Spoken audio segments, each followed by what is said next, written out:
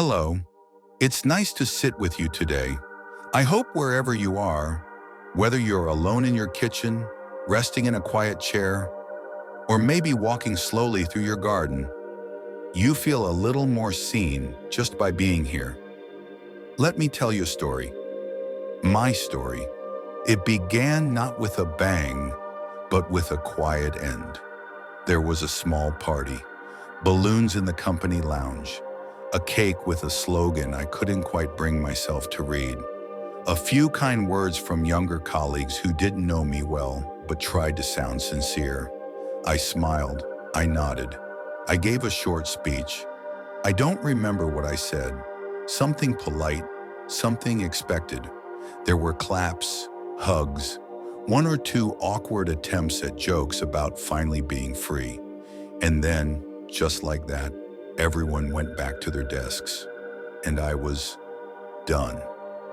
I walked out of the building with a box of memories, old coffee mugs, framed certificates, a stapler I'd claimed as my own, and a half-withered desk plant someone said they'd take but forgot. The sun outside was softer than I remembered. I got into my car, closed the door, and sat, one hand on the steering wheel, one hand on the box. And then the silence came, not just around me, but inside me. Have you ever felt a silence that wasn't quiet, but empty? On the drive home, I didn't turn on the radio. I didn't call my wife to say I was coming. I just drove, past the same streets I had taken every weekday for 38 years. But this time, the street signs looked unfamiliar, as if I was being driven through someone else's life. By the time I reached the driveway, I wasn't thinking about the company anymore.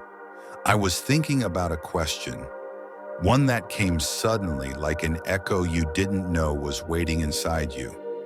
If I'm not working anymore, who am I now? The next morning, I woke up at 6:30 a.m., out of habit, even though there was no meeting waiting for me, no train to catch, no reports to check. Just an old clock ticking quietly on the wall and the hum of the refrigerator downstairs.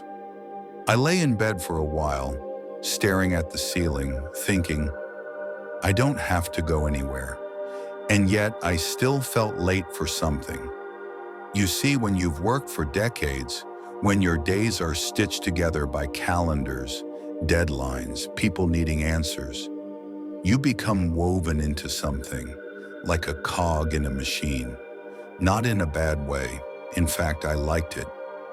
I remember the buzz of the office, the way phones used to ring more often, the morning check-ins, the team huddles. Someone would stop by my desk, holding a printout with confusion on their face. Can I ask you something real quick? They'd say, and I'd say, of course. It felt good to be asked. It felt even better to be needed. I wasn't just doing a job. I was part of something, a mentor to the young ones, a reliable hand during crises, a late-night email responder when the system broke down. There was a stretch of years when I felt like the glue that held everything together. One night I came home past midnight. The lights in the house were off. My wife had left a sandwich on the counter, wrapped in a napkin with a little heart drawn in pen. I remember standing there, still in my coat, exhausted but oddly proud. Proud of how useful I had been. Isn't that strange? That being tired could feel like a badge of honor? I kept old photos in a drawer, team outings, project launches, those cheesy award ceremonies with plastic trophies.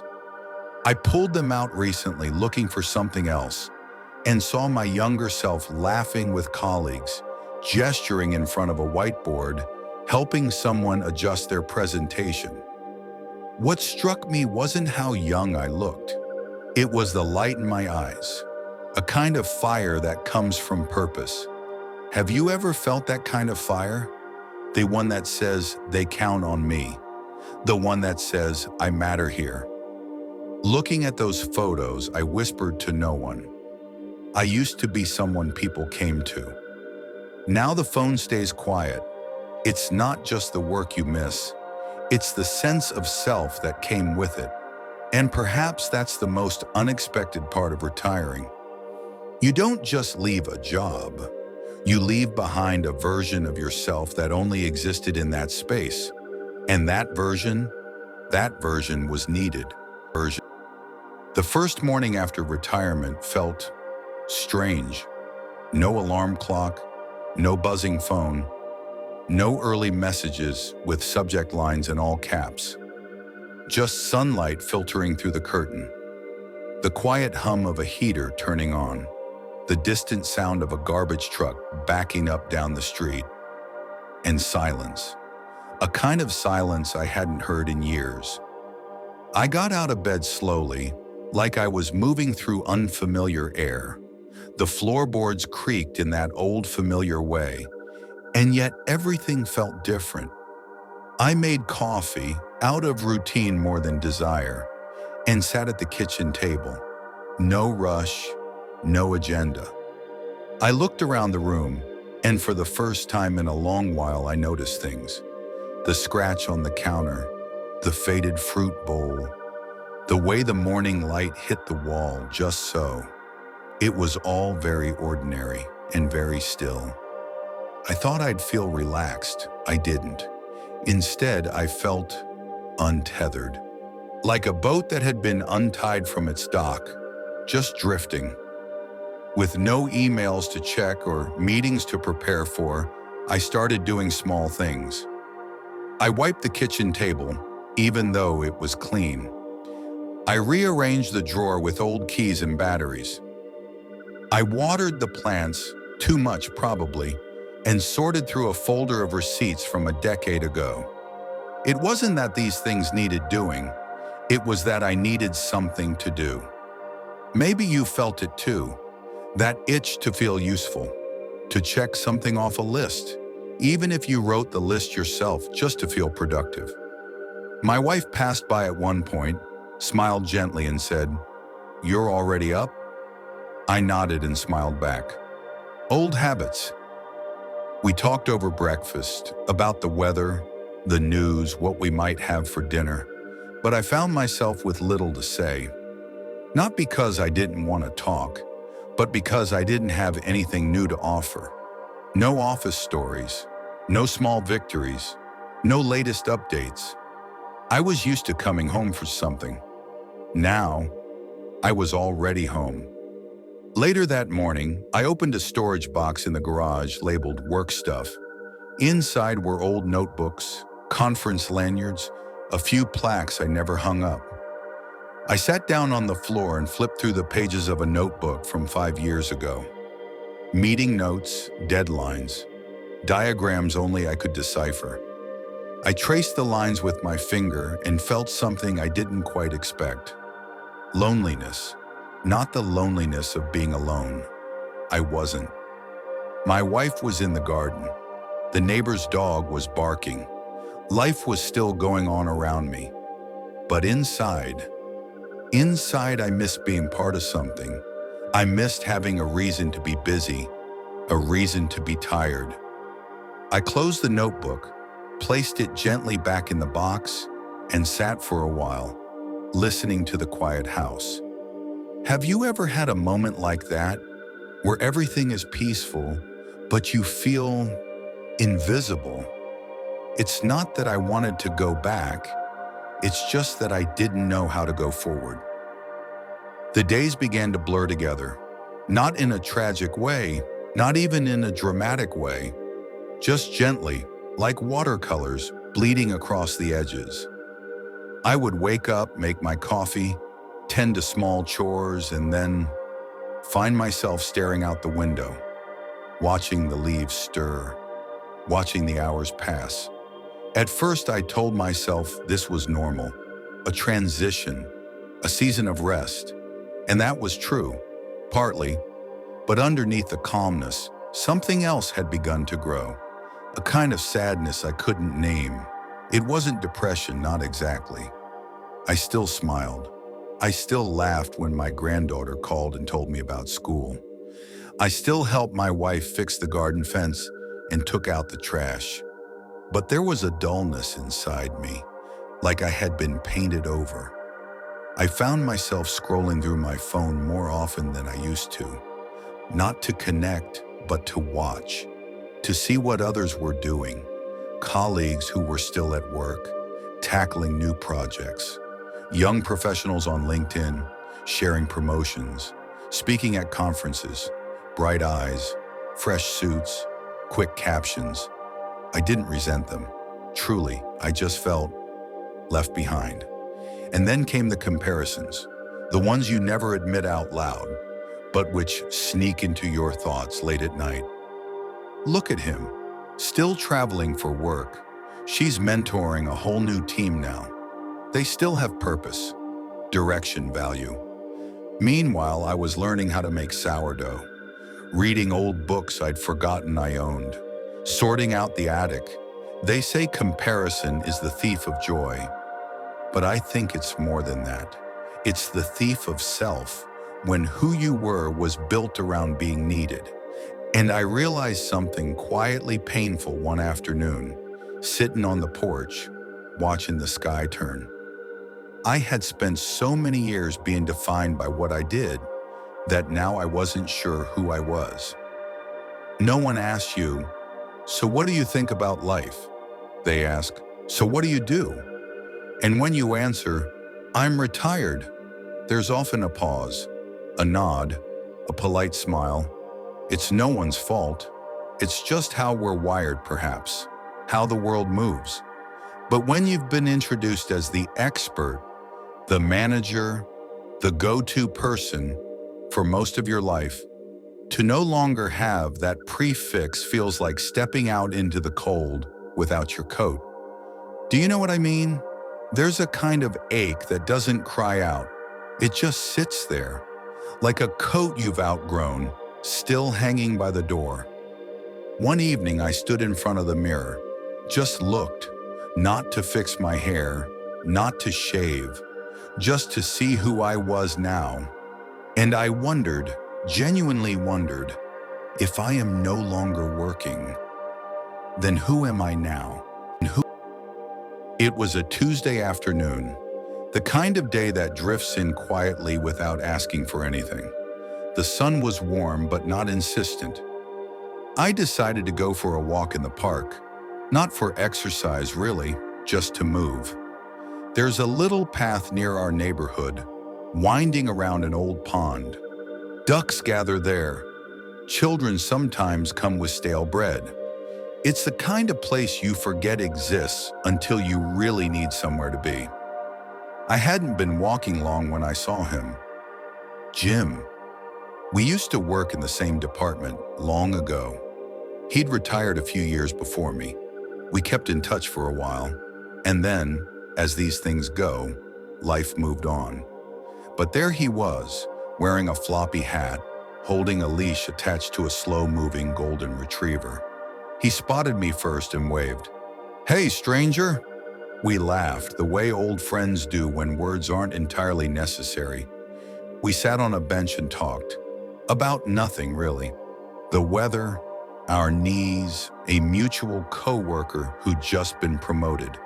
Small things that added up to something bigger.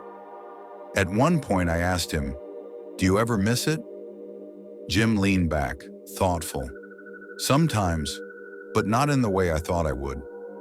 I don't miss the meetings or the commute. I miss feeling important, I guess." I nodded. "Exactly." He looked down at his dog, who had fallen asleep between us. "You know," he said, "for the longest time, I thought I'd just be less when I left work. Like the best parts of me stayed behind at the office. And now," he smiled, "now I'm discovering that I'm more things than I thought I was." I raised an eyebrow. "Like what?" Jim chuckled. "Well, I'm not a project manager anymore, but I am a gardener. I'm the guy who bakes bread for the church fundraiser. I'm a part-time babysitter for my grandkids. I volunteer once a week at the animal shelter.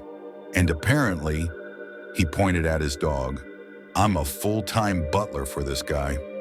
I laughed, but there was something in his eyes, something gentle, certain. Then he said a sentence I'll never forget. We don't lose our roles, we just change them. That sat with me, quietly, firmly, like a truth I already knew, but hadn't put into words. We talked for another hour. Nothing profound, just shared space. At one point, I noticed how the breeze moved through the trees, how the light filtered down like soft applause from the sky. On the way home, I kept thinking about what Jim said. Maybe we're not disappearing after all. Maybe we're just becoming someone else, someone softer, slower, but no less real. What if retirement isn't an ending, but a shifting of focus? What if worth isn't tied to what we do, but how we live? I didn't have all the answers, still don't, but for the first time in weeks, I felt a little more grounded, like I had just remembered my own name. Something changed after that walk with Jim. It wasn't sudden, like a switch being flipped. It was more like a tide turning, a slow, quiet shift I could feel in the way I moved through the days. I stopped waking up with the need to do something. Instead, I started asking myself, how do I want to feel today? At first, it felt strange, unfamiliar. For so long, my life had been organized around output, what I could accomplish, solve, deliver, fix. But now I was learning something different. I was learning to be. I began cooking more, not rushing through dinner prep, but actually enjoying it, chopping vegetables with care, stirring soup gently while music played in the background, the smell of garlic on my hands, the way olive oil shimmered in the pan. It was simple, but something about it made me feel grounded, present. Have you ever noticed how peaceful a kitchen can be when no one is in a hurry? I also started walking without a destination, just walking. Sometimes I'd bring a book, sometimes I wouldn't. I'd sit on benches and just listen to the birds, the leaves, the distant sounds of life moving forward around me. There's a kind of peace in doing something without trying to make it productive. I even tried something I hadn't done since I was a teenager, keeping a journal. Not a grand philosophical diary, just a few lines each day. Sometimes I'd write, "Today I trimmed the hedges, the air smelled like pine. I felt calm. I helped my neighbor carry groceries. She smiled and said thank you twice. That felt nice. I didn't do much today, but I didn't rush. And for once that was enough."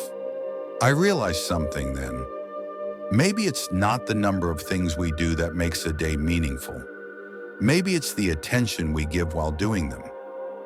One day after a particularly quiet afternoon, I wrote, "I only did one thing today.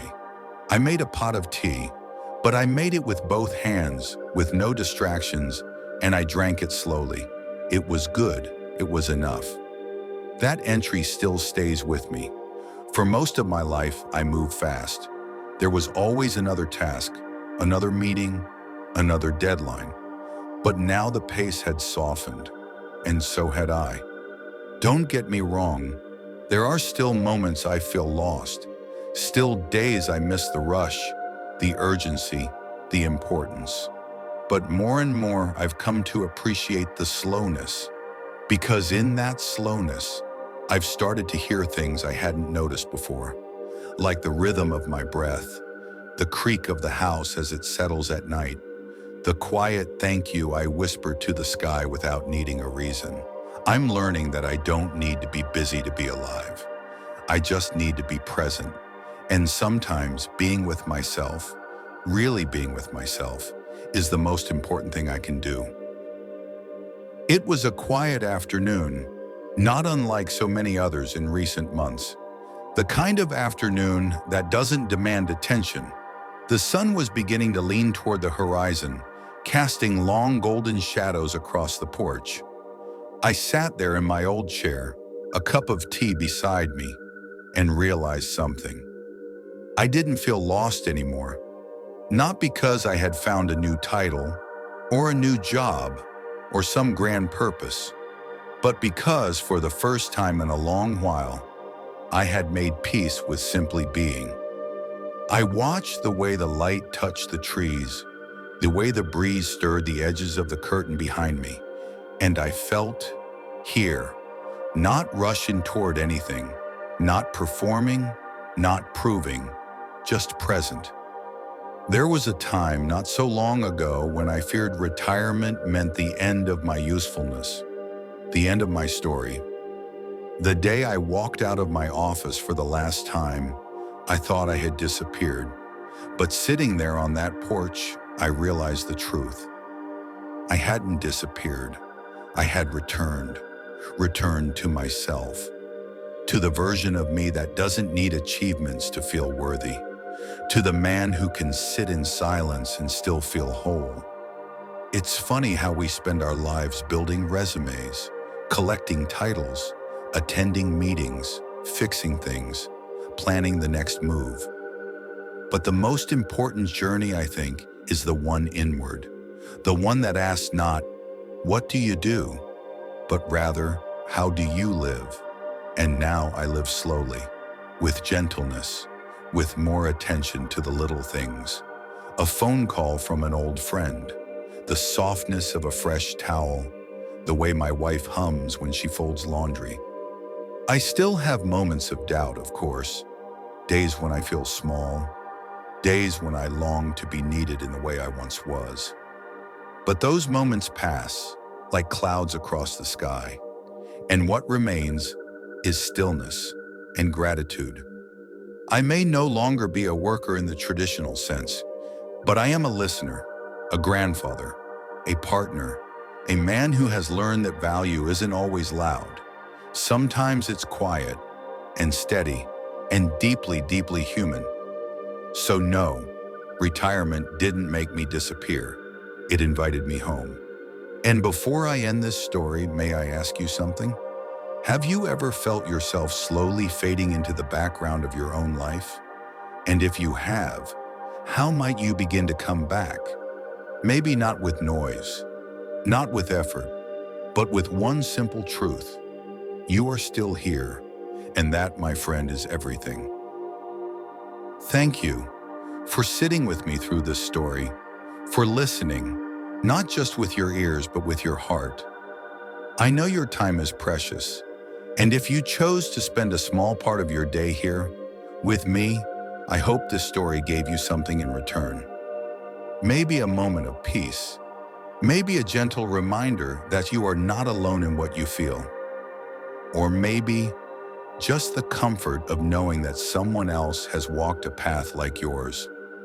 Life doesn't always move in straight lines. Sometimes we pause, we drift. We wonder who we are without the roles we used to hold. And yet, even in those quiet spaces, we are still becoming. If today's story touched you in any way, if you nodded or smiled or paused to reflect, I'd love to hear your thoughts in the comments below, because this isn't just my story, it's ours. So until next time, take care of your mind, your heart, and your beautiful, quiet soul. And remember, you have not disappeared. You are still here, and that is more than enough. See you again soon. Warmly. Goodbye for now.